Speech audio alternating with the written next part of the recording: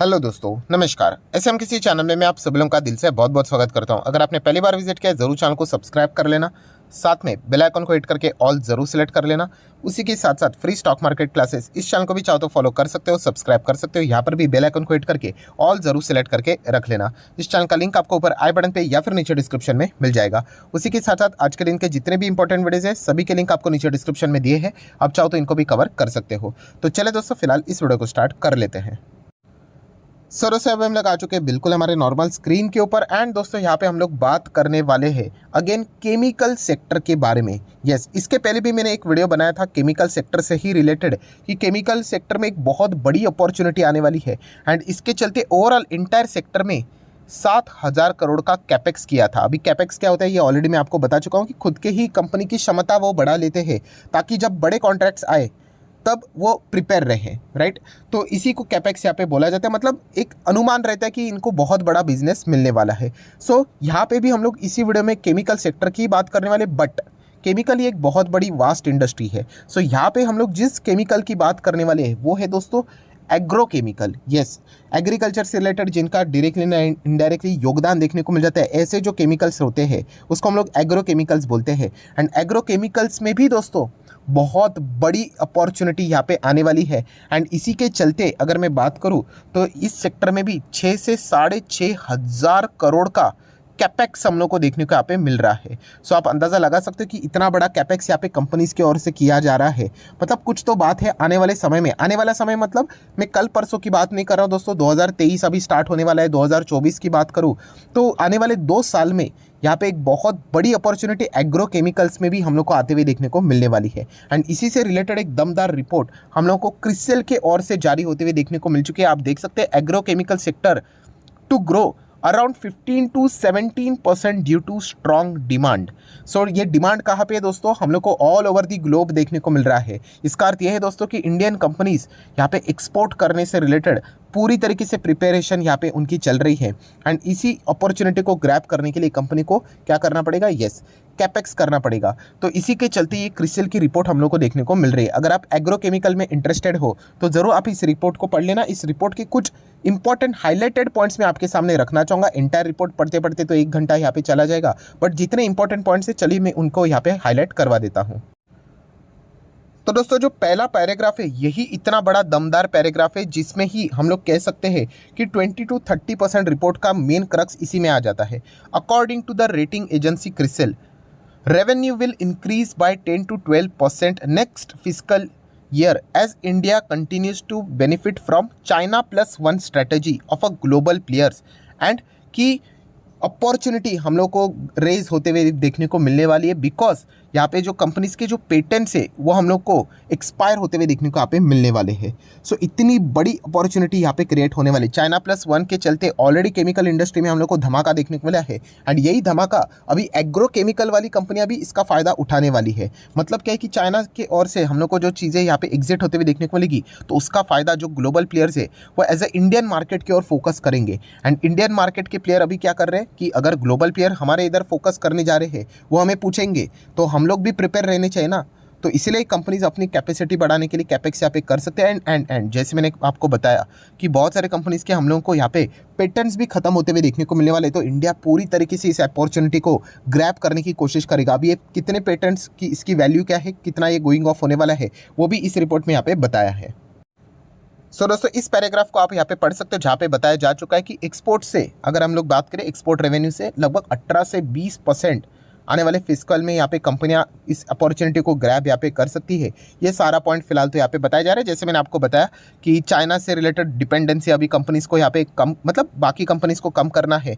And उसी risk को कम करने के लिए वो इंडिया की ओर फोकस करेगा, क्योंकि इसके पहले भी जो केमिकल कंपनीज़ ने फ़ायदा उठाया है बाकी केमिकल्स ने अदर देन एग्रो केमिकल्स, वो भी हम लोग यहाँ पे देख चुके हैं। तो डेफिनेटली एग्रो केमिकल्स में भी हम लोग को इस प्रकार की भयंकर तेज़ी देखने को मिल सकती है। उसी के साथ साथ अगर मैं यहाँ पे बात करूँ तो जैसे मैंने आप लोगों को यहाँ पे बताया था कि ये देखिए जो पेटेंट की मैं बात यहाँ पे कर रहा था, कितना गोइंग ऑफ हो रहा है, $4 बिलियन, इतना बड़ा हम लोग को पैटर्न गोइंग ऑफ होते हुए देखने को यहाँ पे मिलने वाला है। एंड इसी को ग्रैब करने के लिए जैसे मैंने आपको बताया कि कैपेक्स यहाँ पे कंपनियां अनाउंस यहाँ पे कर चुकी है। सो डेफिनेटली इस अपॉर्चुनिटी को ग्रैब करने की पूरी तरीके से कोशिश यहाँ पे एग्रोकेमिकल्स कंपनी में यहाँ पे होने वाली है। नो डाउट ये सारी पॉजिटिव बातें ही नहीं है, कुछ नेगेटिव पॉइंट्स भी है। सो नेगेटिव पॉइंट्स क्या है दोस्तों, तो एक नेगेटिव पॉइंट मैं आपके सामने यहाँ पे रखना चाहूँगा कि सबसे इंपॉर्टेंट चीज़ है दोस्तों वर्किंग कैपिटल। वर्किंग कैपिटल को यहाँ पे मेंटेन रखने के लिए ज़्यादा यहाँ पे पैसों की जरूरत लगेगी एंड इसके चलते कंपनी को क्या करना पड़ेगा, यस कर्जा लेना पड़ सकता है। तो इसीलिए अगर एग्रोकेमिकल कंपनीज के बैलेंस शीट में अगर आप लोगों को कर्जा बढ़ते हुए देखने को मिलेगा तो इसके पीछे का रीज़न यही है कि लंबा वर्किंग कैपिटल चलाने के लिए उनको इस कर्जे की ज़रूरत पड़ेगी। तो ये एक पॉइंट भी आप लोगों को ज़रूर पता होना चाहिए। देन और कौन सा नेगेटिव पॉइंट है, तो दोस्तों वो है आप सभी लोगों को पता है केमिकल कंपनी के लिए सबसे इंपॉर्टेंट रॉ मटेरियल क्या रहता है, यस क्रूड की अगर हम लोग बात करें, येलो फॉस्फोरस की अगर हम लोग बात करें, उसके प्राइस हम लोग को बढ़ते हुए देखने को मिले हैं।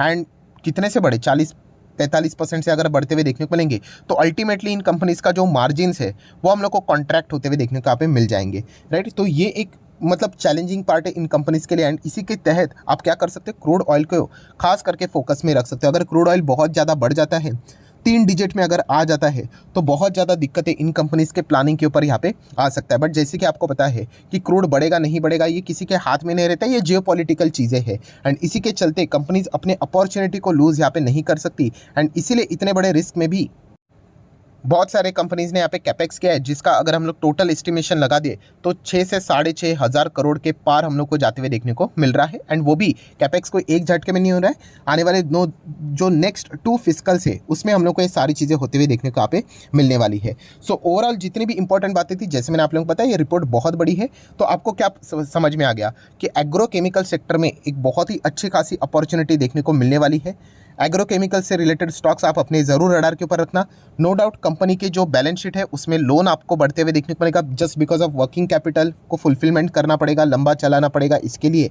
तो ये सारे पॉइंट्स आपको पता है यहाँ पे होने चाहिए। एंड क्रूड ऑयल के ऊपर आपको फोकस यहाँ पे रखना पड़ेगा, क्योंकि इसके चलते इनको दिक्कतें हो सकती हैं। एंड येलो फॉस्फेट की भी जो प्राइजेस है इसके ऊपर भी आपको फोकस यहाँ पे रखना पड़ेगा। अभी इन सभी में कौन से शेयर्स हम लोगों ने स्टडी करने चाहिए वो अभी मैं आपको यहाँ पे बताना चाहूँगा। मेरा कोई उद्देश्य नहीं है आपको रिकमेंडेशन देने का, बट अगर आप इंटरेस्टेड हो स्टडी करने के लिए तो कौन कौन से स्टॉक आपने फोकस में रखने चाहिए। तो आप देख सकते हैं एग्रोकेमिकल से रिलेटेड कुछ 25 कंपनियां हैं टॉप जिसके नाम पॉपुलर है, उसको आप स्टडी कर सकते हैं। जैसे कि यूपीएल है, बट यूपीएल को मैं थोड़ा सा इग्नोर करना पसंद करता हूँ, इंडेक्स का स्टॉक है नो डाउट, आप चाहो तो इसको स्टडी कर सकते हो। देन हमेशा की तरह जो केमिकल इंडस्ट्री में मेरा फेवरेट रहा है वो है pi industry.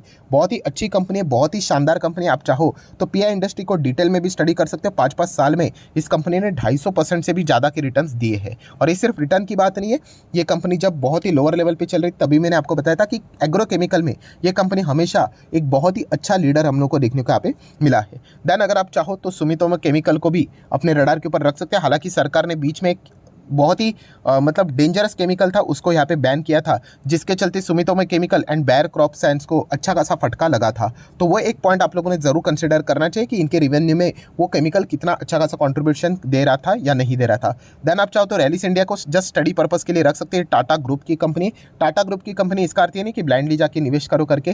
Then Sharda Corp की भी आप चाहो तो थोड़ा बहुत स्टडी कर सकते हो। भारत रसायन की बात करें तो ये 9,800 रुपये का स्टॉक है, तो वैसे ही हम लोग इग्नोर कर देते हैं।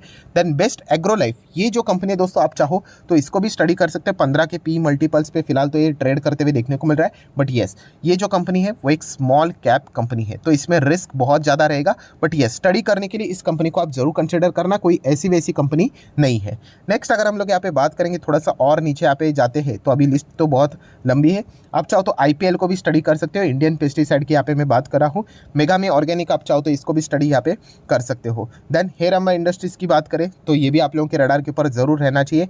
देन अगर देखा गया जितना नीचे जाएंगे बहुत रिस्की है। देन आप चाहो तो सिक्को इंडस्ट्री को भी स्टडी यहाँ पे कर सकते हो। तो इतने स्टॉक्स काफ़ी है आपको स्टडी करने के लिए। एंड अगेन कहना चाहूँगा कोई रिकमेंडेशन नहीं थे, अभी 25 स्टॉक में से मैंने आप लोगों को 5-6 स्टॉक यहाँ पे शॉर्टलिस्ट करके दिए हैं। तो आपका एफर्ट बहुत ही अभी मतलब बोलते हैं ना, ज़्यादा आपको एफर्ट लगाने की ज़रूरत यहाँ पे नहीं है। बट इसमें भी अगर देखा गया तो सबसे बेस्ट अगर कोई है हिस्ट्री के मुताबिक तो पीआई इंडस्ट्री हम लोग को अच्छा खासा परफॉर्मेंस देते हुए देखने को यहाँ पे मिल रहा है। तो इस कंपनी को आप जरूर चाहो तो थोड़ा एग्रेसिव लेवल पे क्या कर सकते हो, स्टडी कर सकते हो। एंड ऐसा मैं क्यों बोल रहा हूँ, क्योंकि कैपेक्स करना है ना, बड़ी अपॉर्चुनिटी को ग्रैब करना है, चाइना+1। तो इसके हिसाब से अगर देखा गया इस कंपनी की बैलेंस शीट भी उतनी स्ट्रांग है एंड इनके पास उतना वैसा कैश भी हम लोग को अवेलेबल रहते हुए देखने को मिल जाता है। तो बाकी कंपनीज के हिसाब से ये कंपनी थोड़ा सा क्या कर सकती है, ईजिली इन चीज़ों को मैनेज कर सकती है। इसीलिए पीआई इंडस्ट्री को आप क्या कर सकते हो, अपने रडार के ऊपर ज़्यादा सेट करके रख सकते हो। पर अगेन कहना चाहूँगा, ये कोई मेरा रिकमेंडेशन नहीं था। सो आशा करता हूँ कि यहाँ पे जो कंप्लीट जो न्यूज़ थी वो आप लोगों को पता चल गई होगी एंड कौन से स्टॉक आपने स्टडी करनी चाहिए।